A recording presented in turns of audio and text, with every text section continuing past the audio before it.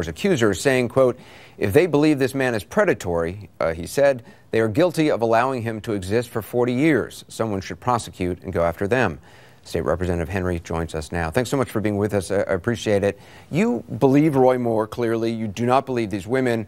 And I want to read the quote of what you said today in an interview with, or maybe late last night with AL. Hold on a second, Anderson. Yeah. Hold on a second. Do you mind? You just gave the quote, so well, let me give the full, you up real quick. Let me just give you the full quote here.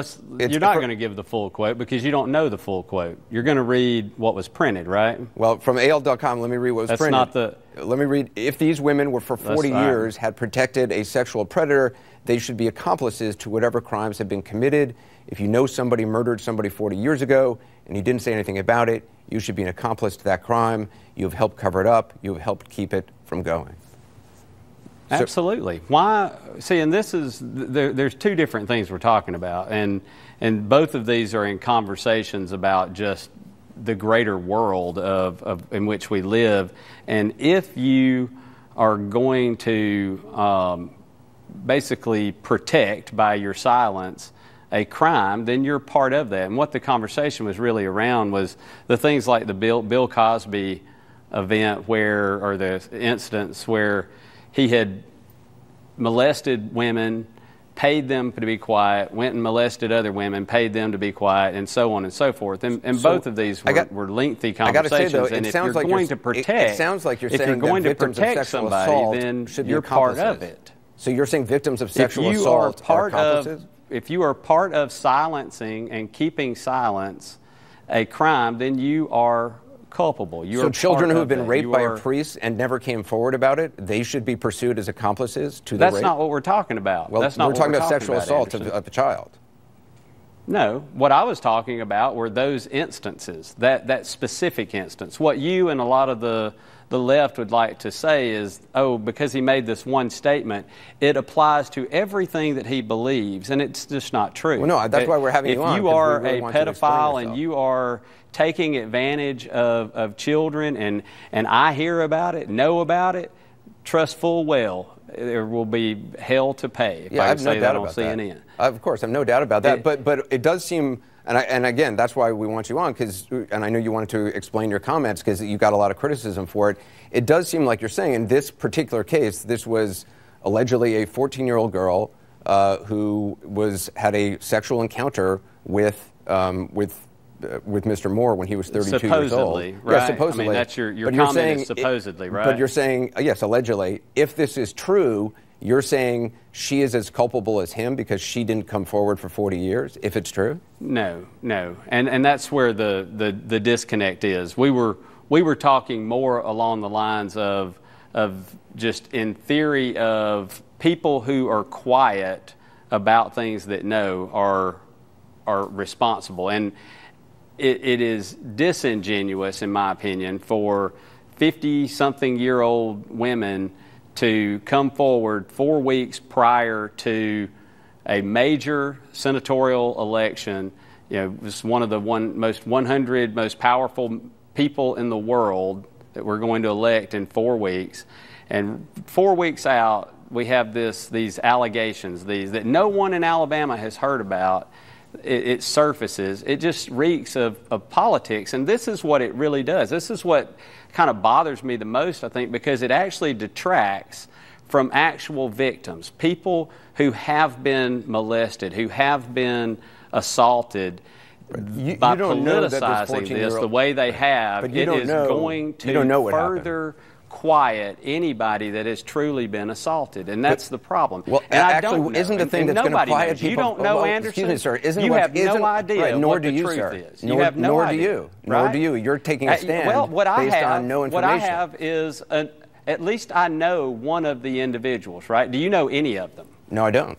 Do you know any of them? Have you ever sat down and had a personal conversation? You're telling me because you've spent some time with Judge Moore, you can tell if he likes little girls. Then I have had a personal conversation, and if I look at what I know of Roy Moore, who is a stalwart in conservative principles, a man who says what he means and means what he says, and is willing to die for his country, and I look at the face of the facts on this, that all of a sudden, after 40 years supposedly, these women are going to come forward 4 weeks out from a senatorial election. It reeks It smells horrible. I understand you to me, okay. And I am making the decision personally that I do not believe them. Okay. In another interview, though, because this wasn't just one interview that you gave, that was with AL.com, with the Coleman Times, you said, if they believe this man is predatory, they are guilty of allowing him to exist for 40 years. I think someone should prosecute and go after them.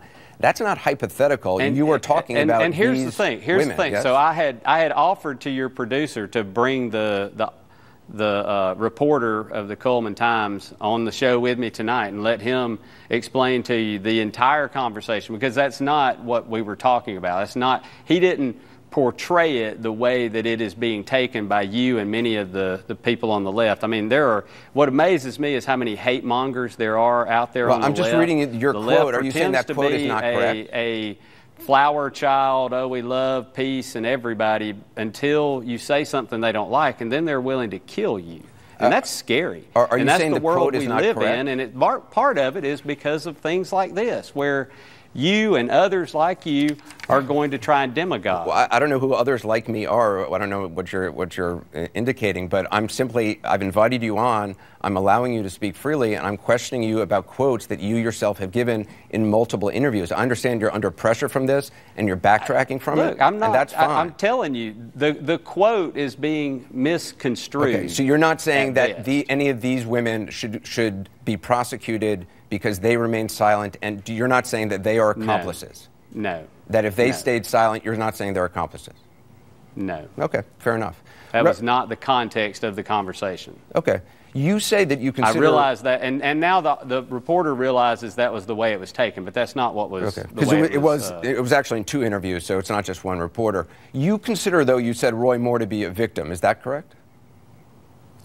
Yes, I think in these types of instances, you have an accuser and an accused. And I think probably more often than not, the accuser is the victim. But I do believe occasionally the accused is the victim. And I believe in this instance that Roy Moore is the victim. I believe he is the victim of a political hack job. And who's behind it, I don't know. I have no idea who paid for all of this and who will be paying for it in weeks to come. So you think somebody is... Roy Moore is the victim. The Washington Post says that neither Ms. Korfman nor any of the other women actually sought out the paper, that they spent a long time in Alabama investigating this. They have dozens of interviews with people, and that all these women were initially reluctant to speak out. Ms. Korfman made it clear to the Post that she's actually voted Republican in the past 3 presidential elections, including for Donald Trump in 2016. I'm wondering what evidence you have that this was politically motivated, or is it just a gut feeling? Anderson, how many weeks until the Senate senatorial election? Do you know? Yeah, it's a couple of weeks. It's 4 weeks away. So, all right, less than 4 weeks. Okay. And so all of a sudden, after 40 years, and this is not, Roy Moore is not a guy that's been hiding in the shadows for the last 40 years doing nothing. This guy has been on the front line. Every single leftist group out there hates him.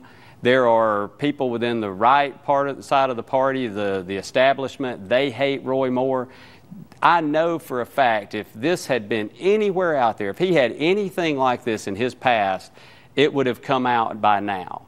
And here we are, right before a huge election with national implications between a Republican and a Democrat. All of a sudden, this is front page news. This is headline news. So do you think the Washington Post I'm not buying it. It is political. It is political at every level. But are you saying that the Washington Post reporters are they are paying these people? Or are you saying this is some sort of liberal plot? I don't know. I don't know who's behind it. I do not know who's behind it, but it is absolutely political. You talked about the difficulty of women coming forward, and